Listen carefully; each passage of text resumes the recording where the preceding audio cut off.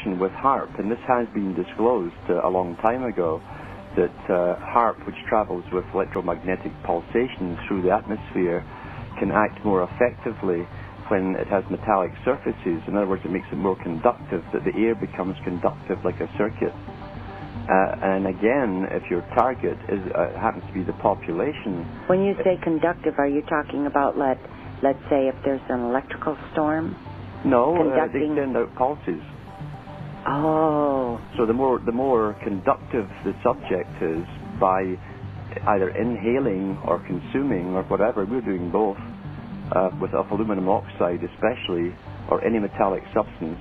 So they're making each individual a receptor, which makes perfect sense. And they have admitted that they've tried HAARP out on large population areas. Oh my God. Maine was one of the first main places that they tried it out on. And they found out that the easiest thing they can do, the simplest thing they can do, is to create alterations in mood, either from elation or to anger and depression. And they found a tremendous high suicide rate at that time. They found domesticated animals were going crazy and biting their owners. And so, yeah, alterations of mood are easily affected with HAARP. And depending on the frequency they use, they can also make you elated, as though you were drugged, basically, and happy. But it also, after time, especially with aluminum oxide, will help destroy your immune system. And since they do, this is the regular television, CBC News and BBC News, they keep having international conferences every month or so talking about the inevitable flu that's going to come around the world and kill most of the people. And they keep saying it's just round the corner, it's just round the corner. And so they are lowering our resistance to fight off something which should not kill us, but if we're weakened in our resistance, then it very well might. So this is deliberate planning to control and at the same time to start the culling process. There's no doubt about it. That's the function of it. And I know there are people out there who would never believe that would be done to them by this group at the top, that they have been brought up to believe exist on some kind of totally selfless motivation to help others. That's why they're there, these unseen bureaucracies and levels of super government. They're all altruistic somehow. They come out of different wombs than anyone else. Therefore, they don't have any nasty impulses.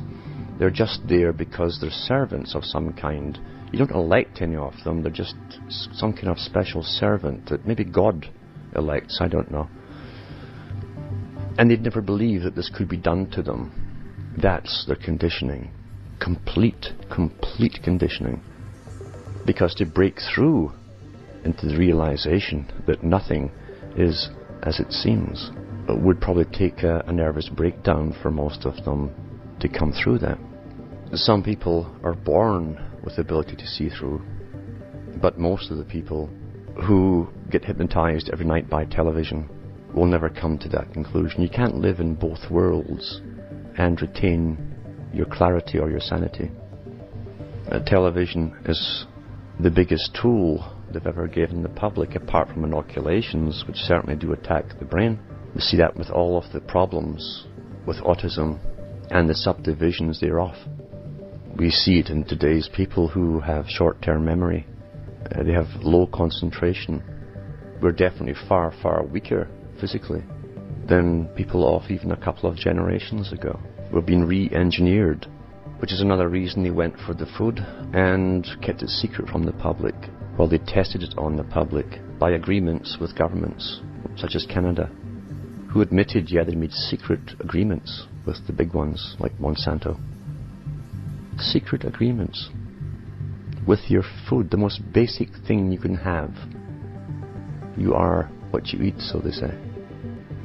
It certainly didn't make food any cheaper or better. So why did they use such immense brain power in science and mix hundreds of genes together to make one brand new stalk of corn? You'll be the last to know. Because the real world and the real ones who run this world will never tell you truths. It's done by deception. The Open Skies Treaty was decided generations ago. H.G. Wells talked about the police of the world, the new Freemasonry of the air, scientists who would spray over hostile territories, and gases and different things would affect the minds of those below and render them silly and stupid and helpless in the shape of things to come. The new Freemasonry of the air police. I've talked to several people who, when the planes are flying in their area, they'll call the airport, or they'll call if there's a military base close by, Air Force base or whatever. Yeah. And there the planes are, you know, spreading their joy around the skies, and they're just told that according to our radar, there's no air traffic out there. Yeah, well, you're seeing things. Yes. Yep. That's it. They're all told the same stories and fob the public off with silly answers. Yes. Because they can't see, they've gone too far now that they can't trace back their steps. They're into the killing phase. That's what's happening, and they can't go back and say, yeah, we have been hitting you hard with this stuff, and it will increase the death rate. And definitely with the very young and the elderly, especially, you know. That's what generally happens. Yes, I was anything foreign to the body, and so they can't go back and tell the public that now that they've gone too far. So it's like living in a science fiction movie, and like, or maybe a horror movie. Yeah. Because like horror movies, most of the people involved don't know what's happening to them. Yeah. You know. And watch the skies. Look at that, folks. Is that the most unbelievable shit? This is in Westchester County.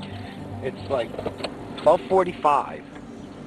Is that the most that's like something out of science fiction. This is the Matrix.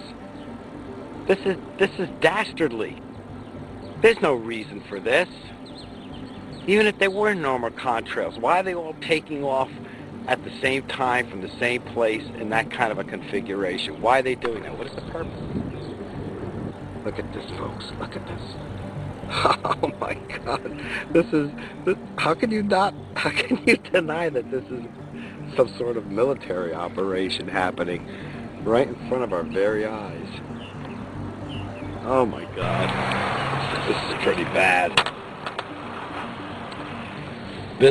For me, this is scary.